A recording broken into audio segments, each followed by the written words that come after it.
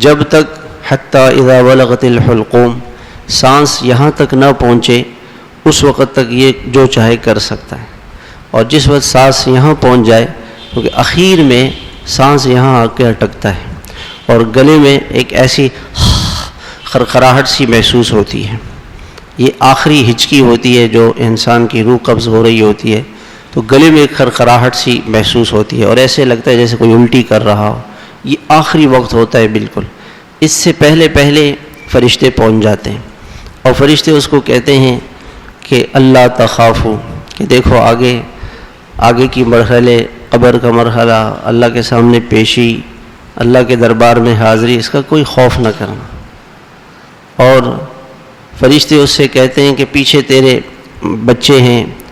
اور پیچھے تیرے عزیز و اقارب ہیں، ان کا غم نہ کرنا، اللہ تخافوا ولا تحزنوا۔ اور دوسری روایت میں یہ بھی آتا ہے کہ جب اسے قبر میں رکھا جاتا ہے تو پھر یہ اکیلے ہوتا ہے، تو فرشتے پھر آتے ہیں فرشتے،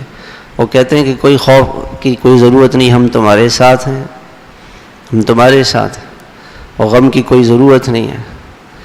اور پھر حدیث میں آتا ہے کہ جب قیامت کا دن ہوگا پھر یہ پریشان ہوگا، پھر فرشتے آتے ہیں اور فرشتے کہتے ہیں پریشانی کی کیا بات ہے، خوف کی کیا بات ہے، ہم تیرے ساتھ ہیں۔ یہ وہ شخص ہے جو موت تک گناہوں سے بچتا رہا، گناہ کا تقاضا آیا دل میں، آنکھ کا گناہ کا تقاضا آیا، اس نے آنکھ کو بچایا، کان کو گناہوں سے بچایا، زبان کو گناہوں سے بچایا، ہاتھوں کو گناہوں سے بچایا، گناہوں کے تقاضے اندر پیدا ہوئے مگر یہ ان تقاضوں کو پیچھے کرتا رہا۔